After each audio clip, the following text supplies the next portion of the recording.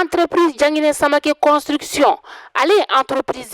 entreprise mini analendo malien de ni tungarange lafiyali kama sojoko la maa min be no I ka dugukolo b'i bolo I b'a fɛ k'a jɔ ka sɔrɔ I ma tɔɔrɔ I ma degun ni ka asɔrɔ la I jigi kɛ entreprise DSC Construction ale a bɛ nimisi wasa ni ka o di ma dugukolo b'i bolo a plan bɔcogo o t'i kɔnɔ entreprise Jangine Samake Construction bɛ so plan ni ka olu bɔ BTP u b'o kɛ o bɛ topographie ni ka o fɛnɛ kɛ o ta bannen dɛ maa min be yen nɔ ko so jɔlen bannen b'i bolo luwansew de b'a kɔnɔna la I tɛ fɛ I ni luwansew ka se ɲɔgɔn ma sosarako la o kuma la entreprise Jangine Samake Construction bɛ ta I ka so luwansew minɛ ni ka n'a d'i ma fo I sigiyɔrɔ la ka sɔrɔ I ma gɛlɛya ni ka o sɔrɔ a la aw maa minnu fɛnɛ be yen nɔ aw bɛ fɛ k'aw ka so k'a jɔ ka kɛ villa simple ye k'a kɛ étage duplex ye ka plan ɲɛnamaba bɔ a la entreprise Jangine Samake Construction u nalen don o bɛɛ lajɛlen kama o kuma la sa aw bɛ ka mun de kɔnɔ n'aw ka nɛgɛjuru sira ni ka o banba 70 41 27 59 walima 66 23 18 58 u sigiyɔrɔ bɛnnen filɛ Moribabugu k'a gun station Orix yɛrɛ la coye entreprise Jangine Samake Construction o kuma la olu ka laɲini tɛ fosi ye ka se ka maaw nimisi wasa sojɔ ɲuman ko la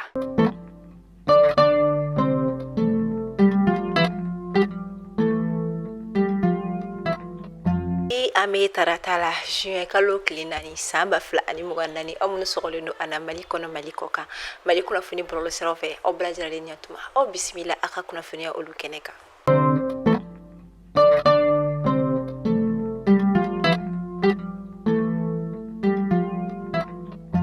kunnafoni daminɛla an ka jamana état major général des armées a ko a b'a kunnafoniya da fasoden bɛɛ lajɛlen kulo kan jamana kɔnɔ ani jamana kɔ kan ko ka sanga ni juin kalo tile fɔlɔ tɛmɛnen ye san 2024 an ka jamana faamaw ni o ye an ka fintigilakaw u ka wulikajɔ kɔni sera k'a to u ye sebagaya kɔni sɔrɔ I ka dɔn k'a fɔ juguw kɔni ka Sikaso région kɔnɔna la u ka nin wulikajɔ ninnu kɔni kɛra ka ɲɛsin fɛn min ye Ɲamazana ale kungo kɔnɔna ani Kiɲa fo ka taa se Tere o kɔni ma u kɔni sera ka wulikajɔ kɛ min yɛrɛ y'a to u kɔni sera ka jaabi ɲumanw kɔni sɔrɔ u ka wulikajɔw sera ka to u ye dankari kɛ karɔgɛlɛntinɛ tigilamɔgɔ caman na wa o kɔfɛ u kɔni sera ka u ka kɛlɛkɛminɛn n'u ka maramafɛn caman kɔni sɔrɔ ka bɔ u bolo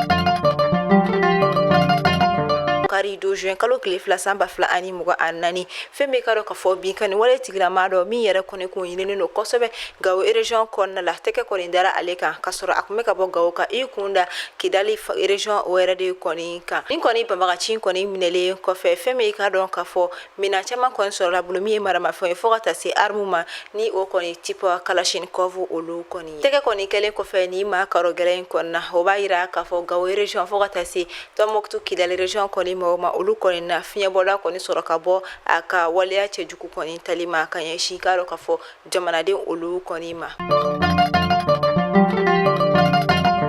an ka jamana ministre min ɲɛsinen don baganmara ale ni mɔni ma ni o kɔni ye le ministre de l'élevage et de la pêche ni ale ye Yuba Baye ale kɔni ye senabɔli kɛ ka taga Kulikoro région ale ni Segu région kɔnɔna la min kɛla mais kalo tile 25 ka taa bila a tile 26 la a ka ni senabɔli kun tɛ dɔwɛrɛ fɛn min ye maa minnu kɔni sera ka Padel M kɔni tɔnɔ sɔrɔ ka taga ɲɛda u ka progrès kɔni kan ni o ye u ye ɲɛtaga min sɔrɔ u ka baaraw kɔnɔna la an ka ministre ka ni senabɔli kɔni kɔnɔna la a kɔni bilasirala a ka cabinet kɔni maaw caman kɔni fɛ fo ka taa se CNT ni o ye Conseil national de la transition o kɔni maa dɔw kɔni ma a ka senabɔli kɔnɔna la fɛn min ka dɔn ka fɔ centre de collecte de lait de la société coopérative Banya yiriwatɔ ni o kɔni ye nɔnɔ kɔni bɛ ta yɔrɔ min na kasela ka olu fɛ yen nɔ a taara I ɲɛda o jɛkulu kɔni yɔrɔ kɔni kan min yɛrɛ kɔni b'a to I ka dɔn ka fɔ tile kɔnɔ olu bɛ se ka nɔnɔ litiri 3,500 bɔyanko de kɔni di san 2023 kɔnɔna la a bɛ taa tungala tagala maa 6,500 bɔyanko minnu yɛrɛ kɔni ye an ŋaniya ta u yɛrɛ la ka sigi ka na u faso ba Maliba kɔnɔna la fɛn min ye aéroport international de Bamako min kɔni bɛ Senu ka olu fɛ yen nɔ o kɔni ye a bɛ taa maa 7,800 bɔyanko la o de kɔni ye olu kunbɛn minnu yɛrɛ kɔni bisimila la I ka dɔn ka fɔ maison des migrants kɔni kɔnɔna la Bamako ka olu fɛ yen nɔ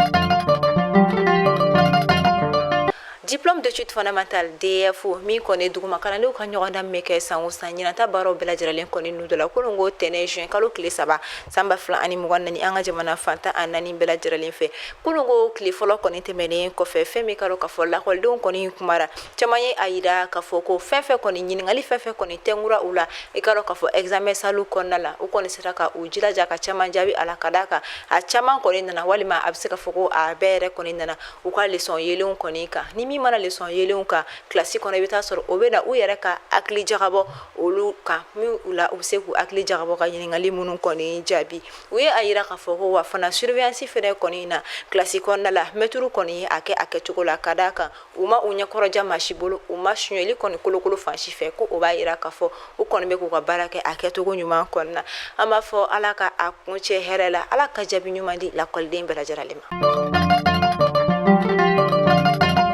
Akela mekalo kile 29 tɛmɛnen arabado san 2024 fɛn min institut des jeunes aveugles kɔnɔna ni o ye IJE ɲɛmakɔrɔkaw olu fɛ yen nɔ nin kɔni kɛra i ka dɔn k'a fɔ don min kɔni talen don ka ɲɛsin denmisɛnninnakaw minnu ma minnu kɔni bɛ farikolo ɲɛnajɛ kɛ ni olu kɔni ɲɛ tɛ yeli kɛ ni a bɛ fɔ min ma deuxième édition de la journée humanitaire sportive kid athlétique athlétisme des enfants minnu kɔni ɲɛ tɛ yeli kɛ a baara kɔni tako filanan kɔni kun ye ɲinan ta ye.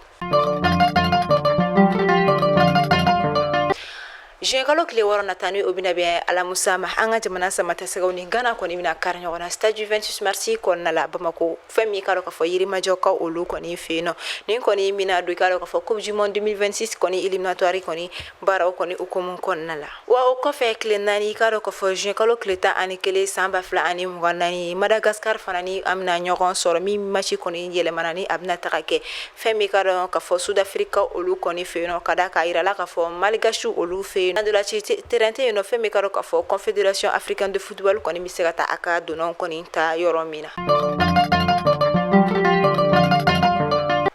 An bɛ taa an ka bi kunnafoniyaw kuncɛ Colline du savoir ale kɔni sanfɛla ni o kɔni Badalabugu kulu sanfɛla ye kɛrɛnkɛrɛnnen la faculté de droit privé ni o ye FDPR ye ale kɔnɔna la a bɛ kalo damadama bɔ sisan kabini ka dɔn k'a fɔ association des élèves étudiants du Mali ni o ye AM ye o cili wagatiw la ka se sisan kɔni ma ko ni ye a ta k'a lajɛ fɛn min ka dɔn k'a fɔ FDPR ale licence 3 ni o kɔni a 3e année maaw ye fo ka taa se 2e année maaw ma olu kɔni bɛ ka tunu cogo min na u bɛ ka tunu tentɔ ka d'a kan u bɛ wele de k'a fɔ ko ko ayiwa an mako b'aw la ka rendez-vous ta ni u ye n'u kɔni bɔra ka taa o yɔrɔ la u tɛ segin tuguni u kɔni bɛ ka tunu tentɔ o cogo de la don o don a bɛ maa tan ni dɔ bɔ sisan nɔ minnu kɔni tununa kibaruya foyi kɔni ma dɔn o la o de kama fɛn min ye association des élèves étudiants du Mali ni o ye AM kɔni jɛkuluden kɔrɔw kɔni ye olu kɔni bɛ ka to ka damakasili kɛ min yɛrɛ kɔnɔ u kamanaw gannen don wa i ka dɔn k'a fɔ ni maa tuden fana somɔgɔw kɔni kamana gannen don u t'a dɔn k'a fɔ waleya min kɔni de kɛra u t'a dɔn k'a fɔ ko min de kɔni kɛra an b'a fɔ ayiwa ala ka yelen da a ko kan ala ka jisuma kɛ a ko fura ye. Bamanan ko maa i b'i bolo dogo i kɔfɛ nka i tɛ se ka dogo i bolo kɔfɛ o de bɛ dansigi kɛ an ka bi kunnafoniyaw la an b'a fɔ aw ni cɛ a ka lamɛnni ko ɲuman na a y'aw sɔgɔlen to Mali kunnafoni bɔlɔlɔsiraw la kunnafoniya jɛlen bɛ tɛmɛ o de ye sanfɛ ni ne bɛ dansigi kɛ bi kunnafoniyaw la aw ni cɛ a ka lamɛnni ko ɲuman na aw ka mɛn sini ni ala ma basi kɛ ne ni aw la ala k'an si jɔ ko maa kɔnɔ ala ka jamana basigi.